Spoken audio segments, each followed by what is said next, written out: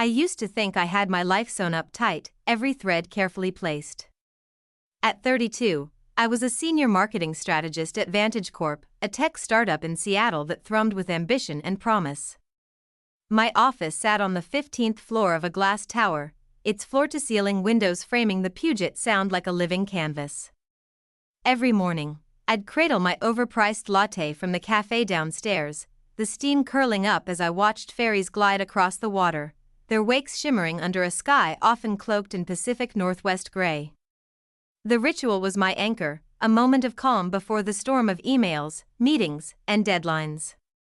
My apartment was my sanctuary, a one-bedroom in Fremont with exposed brick walls, creaky hardwood floors, and a jumble of thrift store furniture softened by the green sprawl of plants I somehow kept alive. Ferns spilled over the windowsill, their fronds brushing the glass when the wind slipped through, catching the faint glow of streetlights.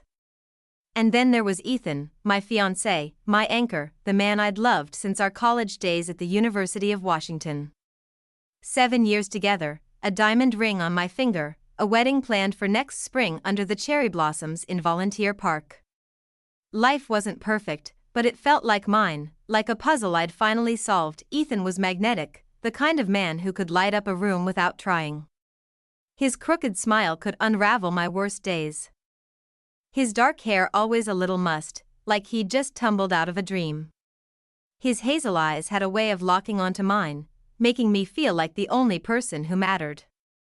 As a freelance graphic designer, he had the freedom I envied, spontaneous hikes in the Cascades, surprise dinners at tucked-away restaurants with flickering candles, handwritten notes slipped into my purse when I wasn't looking. "You're my favorite adventure," one read, scrawled in his loopy handwriting. I'd found it on a brutal Monday, crumpled in my bag next to a half-eaten granola bar, and it had carried me through a day of endless revisions. We'd built a life together, lazy Sundays with coffee and crosswords, playlists we'd argue over, dreams of a house with a garden where we'd grow tomatoes and basil. I thought I knew him completely, every laugh, every quirk, every corner of his heart. At work, I was carving out a name for myself in a company that was all sharp edges and ambition.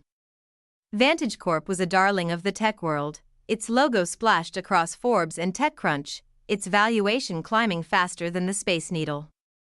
I crafted campaigns that turned heads, pitching ideas to rooms full of executives who nodded along, their pens tapping expensive notebooks. My boss, Marcus Caldwell, was the CEO, a 40-something vision of corporate charisma, with tailored suits that hugged his frame and a smile that was equal parts charm and calculation. He had a knack for making you feel like you were part of something monumental, like your work was rewriting the future. But there was always a shadow beneath the polish. His compliments came with stares that lingered too long, his hand brushing my shoulder during team huddles in a way that felt too deliberate. I'd shrug it off, tell myself it was just his old-school style, that I was reading too much into it. I was good at my job, damn good, and I wasn't about to let a creepy vibe derail the career I'd fought for, tooth and nail, through late nights and relentless hustle. It started with a text that cracked my world open like an eggshell. I was working late one Thursday, the office quiet except for the hum of the air conditioning and the faint glow of Seattle's skyline beyond the windows, the city lights twinkling like stars against the dark. My phone buzzed on the desk, Ethan's name flashing across the screen. But it wasn't him. It was a screenshot from an unknown number, a photo of Ethan at a dimly lit bar I didn't recognize, its walls lined with Edison bulbs and reclaimed wood. His arm was draped around a woman with long auburn hair that cascaded over her shoulders, her head tilted toward him, their faces so close I could almost feel the heat between them. His hand rested on her lower back, fingers splayed in a way that screamed intimacy, possession, a familiarity that wasn't mine. The caption was a knife, "Thought you should know." My heart stopped, the world tilting like a ship caught in a storm. The office, with its sleek desks and humming monitors, seemed to close in around me, the air too thick to breathe. I stared at the photo, my breath shallow, willing it to be a mistake, a doppelganger, a bad angle, anything but the truth. Ethan? My Ethan? The man who'd proposed to me on a rainy hike in the Olympic National Forest, rain dripping from his hair as he knelt in the mud, his voice cracking as he said, "I want every sunrise with you?" My hands trembled as I dialed his number, the phone slippery against my palm, my pulse hammering like a drum in my ears. "Hey, babe, you still at the office?" His voice was warm, casual, like he was sprawled on our couch with a beer, not a care in the world. "Where are you?" My voice came out sharp, slicing through the fog in my head, the words jagged with accusation. Just at home." "Why? You okay?" There was a slight hitch in his tone, a crack in the facade, barely noticeable but enough to make my stomach twist. I sent him the screenshot, my thumb shaking as I hit send. The silence on the other end was heavy, suffocating, like the air before a thunderstorm. I could hear him breathing, scrambling for an explanation, each exhale a confession he wasn't ready to make. Finally, he said, "Rowyn, it's not what it looks like. I was just catching up with an old friend." "An old friend?" I snapped, my voice rising, echoing in the empty office. The glass walls amplifying the sound. "Who is she, Ethan?" He stumbled, his words tripping over each other like a drunk on a curb. Her name was Lila, a client he'd worked with on a branding project for a local winery. They'd met up for drinks to discuss business, he said, his voice thin and unconvincing, fraying at the edges. He swore the photo was misleading, that it was just a moment caught out of context, that the angle made it look worse than it was. I wanted to believe him, God, I wanted to, but the image was burned into my brain. That hand on her back, the way she leaned into him, the ease of their closeness. It wasn't the posture of just friends. It was the posture of lovers. Of secrets shared in the dark. I hung up, my chest tight, my pulse hammering in my ears, the office spinning around me. I grabbed my bag and left, the glass doors hissing shut behind me, the cold Seattle air biting my face as I stumbled to my car. I couldn't go home that night. The thought of walking into our apartment, of seeing the couch where we'd watched movies, the bed where we'd tangled together under the quilt my mother made my stomach churn. I drove to my friend Sarah's place in Capitol Hill, her condo a warm clutter of books, candles, and mismatched furniture, the air scented with lavender and coffee. Sarah, with her blunt bob and sharper wit, took one look at my face, is pale, eyes red from holding back tears, and poured me a glass of Merlot without a word.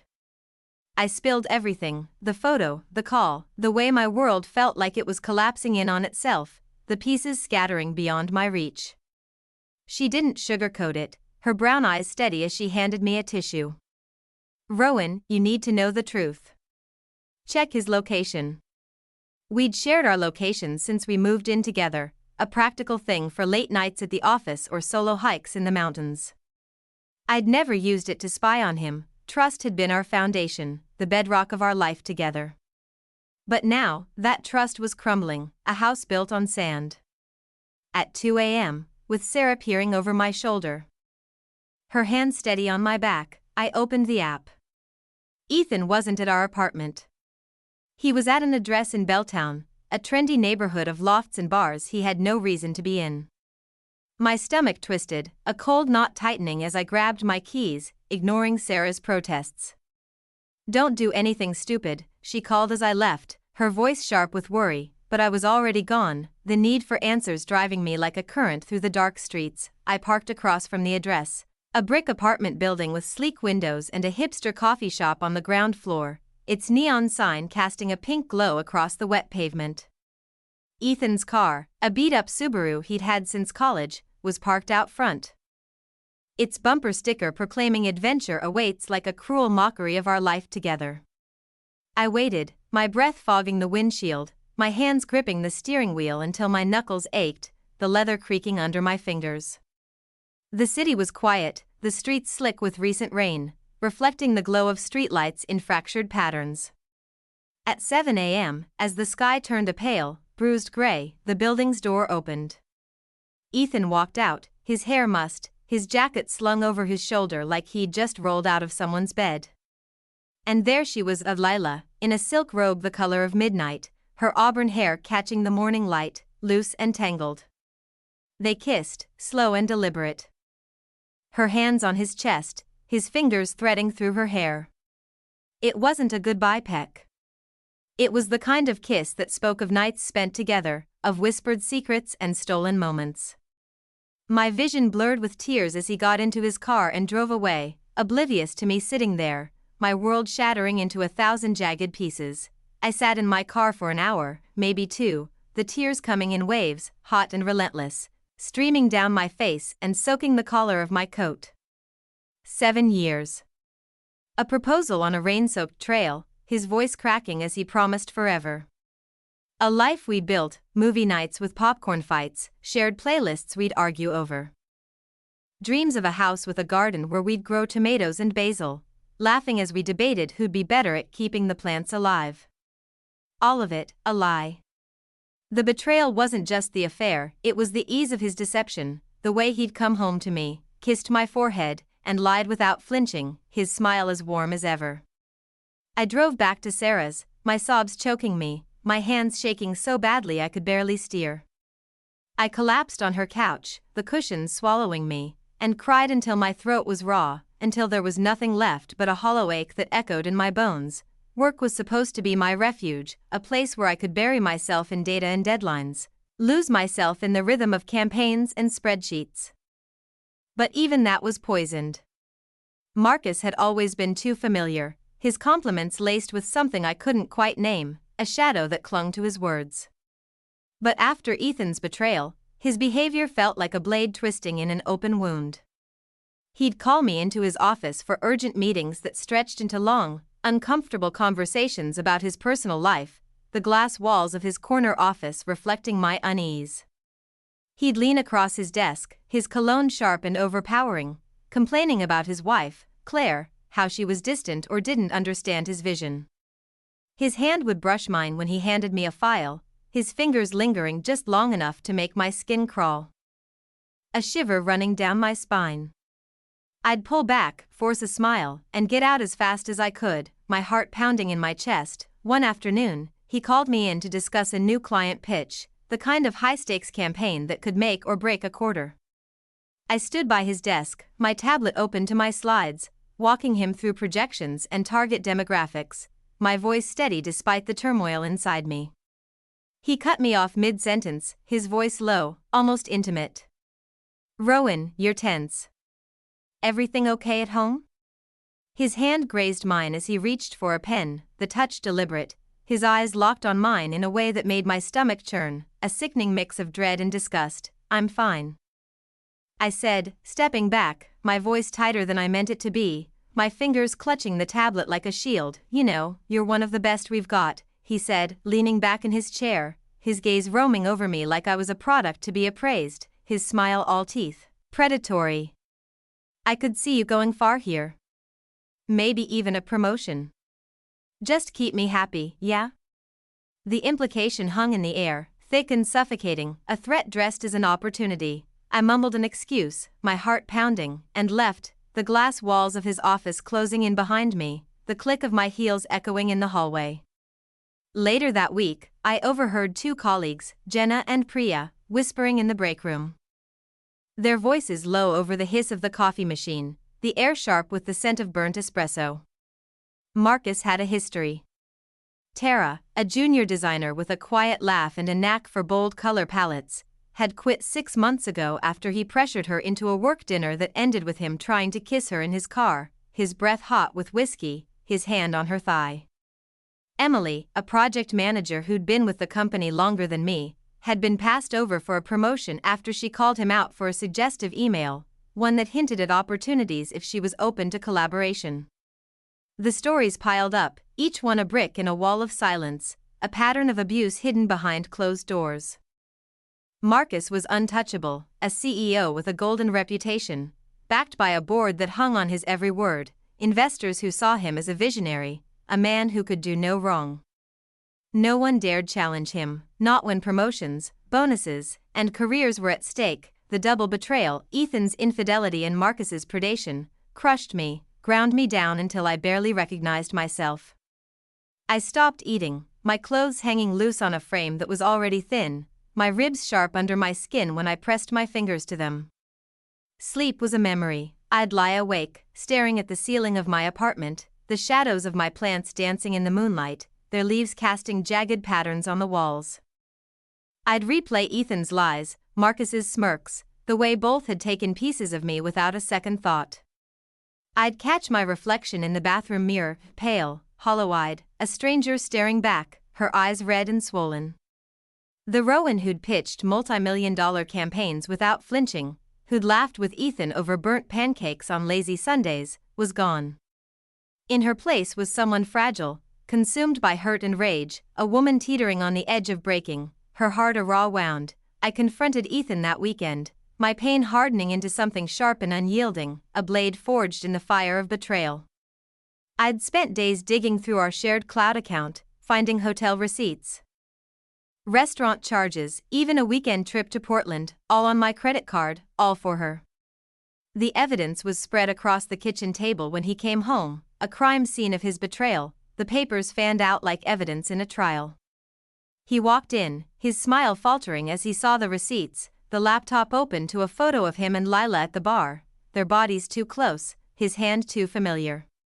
He tried to play it off, his voice soft and pleading, his hazel eyes wide with practiced sincerity. Rowyn, it was a mistake. Lila means nothing. I love you. You love me? I laughed, the sound bitter, echoing in the quiet apartment, the walls seeming to close in. You used my money to cheat on me. You looked me in the eye and lied, Ethan. 4 months. He crumbled, his excuses falling apart like ash. He admitted to the affair, claiming it was just a fling that got out of hand, that he'd been stressed and lost himself in the chaos of freelance life.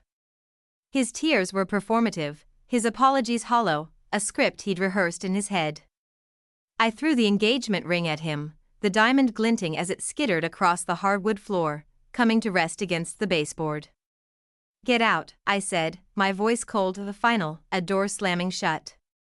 He packed a bag, his hands shaking, his eyes avoiding mine, and left without another word. I sank to the floor, surrounded by the wreckage of our life, photos of us hiking in the mountains, ticket stubs from concerts we'd danced at, the little notes he'd written me, now crumpled and meaningless. I cried until my throat was raw, until there was nothing left but a hollow ache that pulsed with every heartbeat, a void where trust used to be. At work, Marcus's behavior escalated, as if he sensed my vulnerability, a predator circling a wounded animal.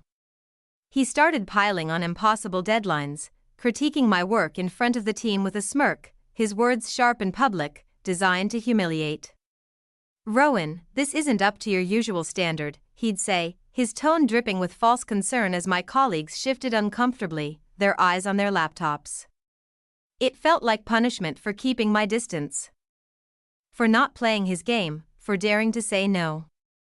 One day, he called me into his office and closed the door, the click of the lock loud in the silence, a sound that made my pulse spike. His desk was cluttered with awards, photos of him shaking hands with tech moguls, a framed article from Forbes calling him Seattle's next big thing. He leaned back in his chair, his eyes glinting like a shark's. Rowyn, he said, his voice low, almost intimate, I've been patient, but you're making this harder than it needs to be. Play nice, and I can make things very good for you. The air felt thick, oppressive, the walls of his office pressing in. I walked out, my hands shaking with fury, my skin crawling as if his words had left a residue. That night, alone in my apartment, I poured a glass of wine, the Merlot dark as blood in the dim light, and stared out at the city lights twinkling against the black. The betrayal had taken everything, my trust, my peace, my sense of self. Ethan had shattered my heart, his lies a poison that seeped into every memory we'd shared. Marcus had poisoned the one place I'd thought was safe, turning my career into a minefield. But as the wine warmed my veins, something shifted inside me, a spark igniting in the ashes. I wasn't going to let them destroy me. They'd taken enough. It was time to take it back. Revenge, I realized, isn't about chaos or violence. It's about precision, about striking where it hurts most. About making them feel the weight of their actions without leaving a trace. Ethan valued his reputation, his career, the charm that opened doors and won him clients. Marcus thrived on power, on being the untouchable CEO everyone admired, the man who could bend the world to his will. I wanted them to lose what they cherished most, and I wanted to do it without breaking a single law, without leaving a fingerprint that could lead back to me. I started with Ethan, my nights consumed by research, my laptop glowing in the dark of my apartment, the city's hum a faint backdrop through the open window. The air smelled of rain and cedar, a Seattle constant that grounded me as I dug. I scoured Lila's social media. Her posts a curated gallery of privilege, yoga retreats in Bali, wine tastings in Walla Walla, a life polished to perfection, each photo filtered to glow. A little more searching revealed she was married to Greg Harper, a prominent Seattle businessman who owned a chain of boutique hotels across the Pacific Northwest. His LinkedIn profile was all sharp suits and philanthropy, but his eyes had a hardness that suggested he wasn't a man to be crossed, a man who valued control as much as Marcus did. Ethan didn't know Lila was married. I'd overheard him joking about her free-spirit lifestyle, her no-strings vibe. I also found the extent of his financial betrayal, $3,200 in charges on my credit card for dinners at upscale restaurants with linen napkins, hotel rooms with views of the Sound, a weekend trip to Portland complete with a spa package and a dinner at a Michelin-starred restaurant. Each receipt was a stab to my heart, a reminder of the nights I'd spent working late while he wined and dined her on my dime. But it was also leverage, a weapon I could wield with surgical precision. For Marcus, the plan was more intricate, a chess game where every move had to be perfect, every piece positioned just so. His power was rooted in his image, charismatic leader, visionary CEO, the man who could do no wrong. But his behavior was an open secret, whispered about in break rooms and private chats, a shadow that followed him through the glass halls of Vantage Corp. I needed evidence, undeniable, airtight proof that would dismantle his empire without endangering anyone else.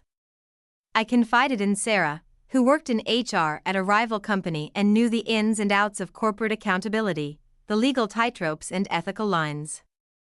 Over coffee at her favorite dive bar, the air thick with the scent of fried food and stale beer, she laid out the risks, her voice low and urgent. "You're not just taking him down," she said, her eyes scanning the room for eavesdroppers, "you're protecting yourself. One wrong move, and he'll turn it on you, make you the villain." She helped me map out a plan, every step legal, every piece of evidence bulletproof, a blueprint for justice that left no room for error. I reached out to Tara and Emily through encrypted emails, promising anonymity, my fingers hovering over the keyboard as I chose my words carefully. They were hesitant, their voices heavy with fear, but their anger was stronger, a fire that had been smoldering for months. Tara described how Marcus had cornered her in his car after a work dinner, his breath hot with whiskey, his hand on her thigh as she froze, her heart pounding. Emily shared screenshots of emails where he'd hinted at promotions in exchange for closer collaboration. The subtext clear, the words dripping with intent. I found a private online forum for former Vantage Corp employees, a digital whisper network where stories of Marcus's behavior piled up like kindling, 6 women, 2 men, all with similar tales of manipulation, of promises tied to unspoken expectations, of careers stalled or destroyed for saying no. Each account fueled my resolve, turning my pain into purpose, my heartbreak into a fire that wouldn't be quenched. The plan took shape over weeks, each step meticulously planned, each risk calculated, my nights a blur of coffee and determination. For Ethan, I used a burner email to send Greg Harper an anonymous tip about Lila's affair. My hands steady as I attached the photo from the bar, the hotel receipts, and screenshots of Ethan's texts with Lila, pulled from our shared cloud before I locked him out. I didn't mention my name, but I made sure Greg knew exactly who Ethan was, a freelancer who'd crossed the wrong man, a nobody who'd stumbled into a world of consequences. 2 days later, Ethan's social media was a battlefield, his posts flooded with angry comments, his DMs a war zone. Greg had confronted Lila, who confessed everything, and word spread through Seattle's creative scene like wildfire, a blaze that consumed Ethan's carefully curated reputation. Clients dropped him overnight, their emails curt and final, citing unprofessional conduct as they severed ties. His portfolio site, once a showcase of sleek designs and glowing testimonials, was flooded with accusations, the comments section a graveyard of his career. His freelance empire, built on years of networking and hustle, collapsed like a house of cards. I heard through a mutual friend that he'd moved back to his parents' house in Tacoma, broke and ostracized, his charm no longer enough to open doors. I wasn't done. I filed a small claims case for the $3,200 in unauthorized charges, my evidence a stack of receipts and bank statements, each one a testament to his betrayal. The court hearing was quick, almost clinical, the courtroom small and fluorescent lit. The air stale with bureaucracy. Ethan showed up, his eyes bloodshot, his posture defeated, his usual confidence replaced by a slump. He didn't fight it, didn't meet my gaze, his hands fidgeting in his lap as the judge read through my evidence. The judge ordered him to repay me with interest, a total of $3,500, the words delivered with a gavel's sharp rap. It wasn't about the money, it was about making him face the consequences, about forcing him to see me as someone who wouldn't be erased, who wouldn't let his lies define her. Taking down Marcus required more finesse, a scalpel instead of a sledgehammer, a plan so precise it felt like threading a needle in a storm. I compiled a dossier, every inappropriate email, every late-night text, every meeting note where he'd crossed a line, my fingers trembling as I typed, the weight of each word heavy with purpose. Tara and Emily's statements were anonymized, their names stripped to protect them, their stories woven into a narrative of systemic abuse, a pattern that couldn't be ignored. The forum yielded more accounts, 8 in total, each one a nail in Marcus's coffin, each story a mirror of my own experience. With Sarah's guidance, I formatted it like a legal brief, professional and devastating, each page backed by timestamps, screenshots, and corroborated testimonies, a document that left no room for doubt. I sent it anonymously to Vantage Corp's board of directors, its major investors, and a journalist at the Seattle Times known for exposing corporate misconduct, her byline a beacon for accountability. I also sent a condensed version to Claire, Marcus's wife, focusing on his infidelity with a junior analyst he'd bragged about in a late-night email to a colleague, the words smug and careless. The fallout was seismic, a shockwave that rippled through the city. The journalist's article hit the internet on a Monday morning, a 2,000-word exposé titled The Dark Side of Vantage Corp, a CEO's pattern of misconduct, the headline bold and unyielding. It detailed Marcus's harassment, quoting anonymous sources and citing my dossier's evidence, each paragraph a hammer blow to his empire. Social media erupted, hashtags like #VantageCorpScandal and #MarcusCaldwellExposed trending for days, the posts a mix of outrage and vindication. Employees shared their own stories on X, their anonymity emboldening them, their words a chorus of truth. The board placed Marcus on administrative leave within 48 hours, their press release sterile but damning, promising a thorough investigation. Investors pulled funding, and the company's stock plummeted 30% overnight as clients jumped ship, unwilling to be tied to a sinking brand, their logos vanishing from Vantage Corp's website. Claire filed for divorce, her lawyer issuing a statement that cited irreconcilable differences but hinted at more. The subtext clear to anyone paying attention. Marcus's reputation, his lifeblood, was obliterated, his name now a synonym for scandal. Last I heard, he was consulting for a no-name firm in Idaho, a shadow of the man who'd once graced magazine covers, his tailored suits replaced by obscurity. With Ethan and Marcus gone, I felt like I could breathe again, like the air wasn't pressing down on me anymore, the weight lifting from my chest. I quit Vantage Corp the day after the article dropped, my resignation letter short and unapologetic, typed on my laptop in the quiet of my apartment. I took a job at a smaller agency in Queen and, led by a female CEO named Priya who valued integrity over flash. Her office a cozy space above a bookstore, the air scented with paper and ink. The office was modest, with mismatched chairs and no view of the sound, but it had something better: respect, collaboration, a culture that didn't make my skin crawl, a place where I could breathe without looking over my shoulder. I sold my apartment, the memories of Ethan too heavy, the walls holding too many ghosts. I moved to a new one in Ballard, painting the walls a soft sage green, the color of new beginnings, and filled it with plants that thrived in the sunlight streaming through the windows, their leaves a quiet promise of growth. I started therapy, untangling the knots of betrayal, learning to trust myself again. The session's a lifeline in a sea of doubt. I joined a hiking group, finding solace in the crunch of leaves underfoot, the vastness of the Cascades stretching out before me, their peaks a reminder that I was small but unbreakable, a speck in the universe but still whole. Looking back, revenge wasn't just about making them pay, though that was part of it, a fire that warmed the cold places inside me.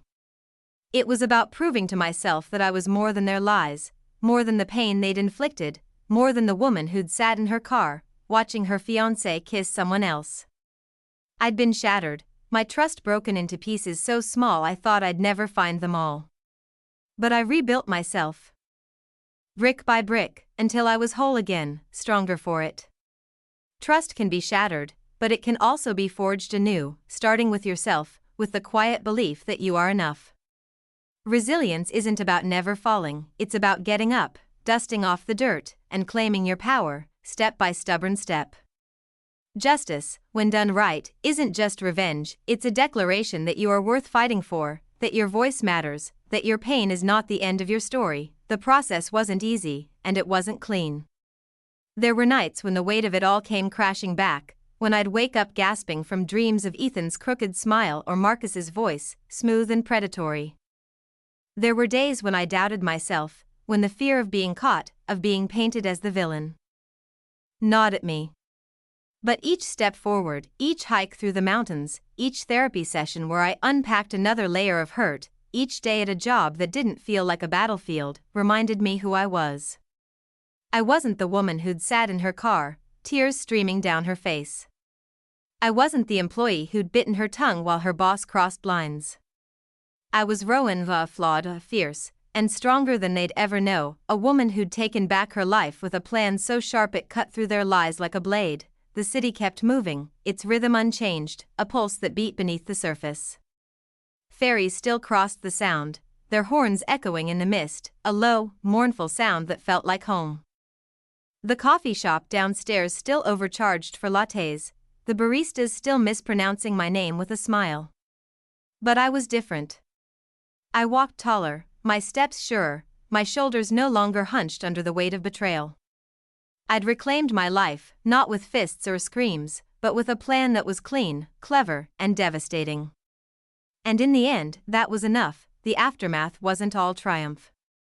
There were moments when I'd pass a bar and half expect to see Ethan there, his arm around someone new, his smile as easy as ever.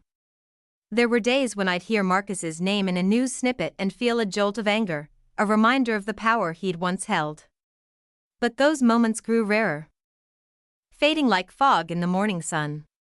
I started writing again, something I hadn't done since college, filling notebooks with thoughts and stories, the words a way to make sense of the chaos. I reconnected with old friends, people I'd let drift away in the haze of my life with Ethan, their laughter a balm to the wounds. I even started dating again, cautiously, each coffee date a small act of courage, a step toward trusting again. Seattle became my city again, not a backdrop to my pain but a place of possibility. I'd walk along the waterfront, the air sharp with salt and seaweed, and feel the weight of the past lift, little by little. The mountains loomed in the distance, their peaks steady and unchanging. A reminder that some things endure. I endured. I'd faced betrayal, stared it down, and come out stronger. And that, more than any revenge, was my victory.